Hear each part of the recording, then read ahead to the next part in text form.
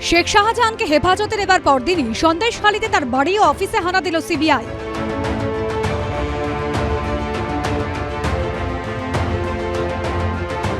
আদালতের নির্দেশ সত্ত্বেও দুদিন বিস্তর টানাপোড়েনের পর বুধবার সন্ধে সন্দেশখালী কাণ্ডের মূল অভিযুক্তকে রাজ্য পুলিশের হেফাজত থেকে নিজেদের হেফাজতে পেয়েছে সিবিআই। সরেজমিনে তদন্তের পাশাপাশি দৌর্দণ্ড প্রতাপ সাসপেন্ডেড তৃণমূল নেতাকে জেরা করে সন্দেশখালীর ঘটনা প্রবাহের রহস্যভেদ করতে চাইছেন কেন্দ্রীয় গোয়েন্দারা। সিবিআই সূত্রে খবর, শেখ শাহজাহানকে নিজাম প্যালেসে নিয়ে আসার পর বুধবার রাতে এবং বৃহস্পতিবার তাকে দফায় দফায় জেরা করা হয়েছে। আর এই আবহেই এক্স হ্যান্ডেলে এই পোস্টটি করেছেন শুভেন্দু অধিকারী। গ্রেপ্তার হওয়ার পর শেখ শাহজাহানের ছবি আর সিবিআই হেফাজতে শাহজাহানের ছবি পোস্ট করেছেন। একটির ওপর লেখা পুলিশের সঙ্গে সন্দেশখালীর বাঘ, আরেকটিতে লেখা সিবিআই হেফাজতে নিংটি ইঁদুর। যেদিন নারদায় এফআইআর করলো, বিজেপি তো শুভেন্দুকে চোর বলেছিল, শুভেন্দুর ভিডিও তো বিজেপি ছেড়েছিল।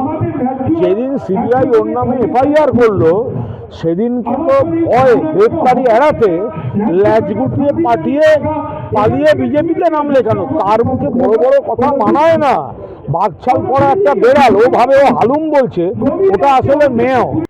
গত 5ই জানুয়ারি রেশন বঞ্চন দুর্নীতি তদন্তে সন্দেশখালীর আকুঞ্জিপাড়ায় শেখ শাহজাহানের বাড়িতে তল্লাশি অভিযানে গিয়ে রক্তাক্ত এবং আহত হন ইডির আধিকারিকরা। শেখ শাহজাহানের অনুগামীদের রোষের মুখে পড়ে আক্রান্ত হন কেন্দ্রীয় বাহিনীর জওয়ানরাও। ঘটনার দিন সকালে ঠিক কি ঘটেছিল, তিনি কখন জানতে পারেন বাড়িতে ইডি এসেছে, বাড়িতে ইডি অভিযানের সময় তিনি কোথায় ছিলেন, বাড়ির সামনে শয়ে শয়ে মানুষের জমায়েত হয়েছিল কার নির্দেশে, ইডি অফিসারদের তার বাড়িতে কেন তল্লাশি করতে দেওয়া হয়নি, বাড়িতে কি এমন ছিল যে ঢুকতে দেওয়া হলো না ইডির আধিকারিকদের। রাজ্য পুলিশের হাতে ধরা পড়ার আগে 55 দিন ধরে ফেরার থাকাকালীন কোথায় কোথায় ছিলেন, কারা কারা তাকে আশ্রয় দিয়েছিলেন।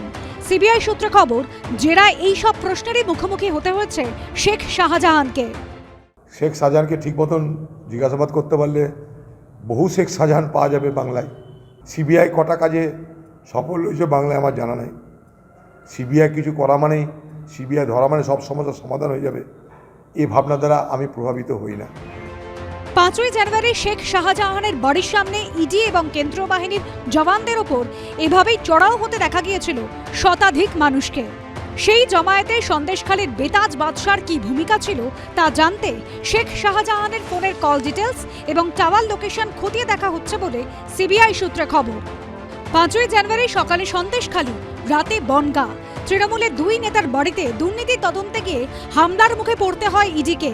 সেই ঘটনায় কলকাতা হাইকোর্টের নির্দেশে ইতিমধ্যেই 3টি নতুন এফআইআর দায়ের করেছে কেন্দ্রীয় এজেন্সি সিবিআই।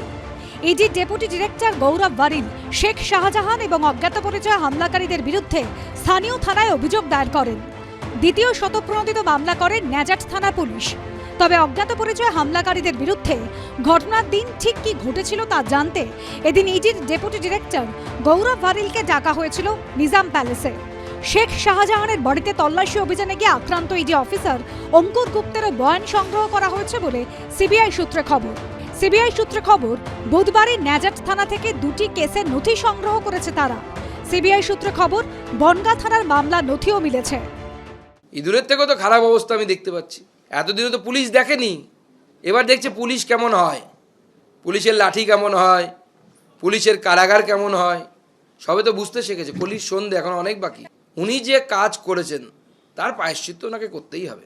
বাঘ যদি হয় তাকে জঙ্গলে যেতে হবে, নাহলে তাকে খাঁচায় পুড়তে হবে। খাঁচায় পড়া অনুব্রতর পাশাপাশি এখন খাঁচায় পড়া শাহজাহান নিংটি ইঁদুর কিনা আমার তাও সন্দেহ আছে।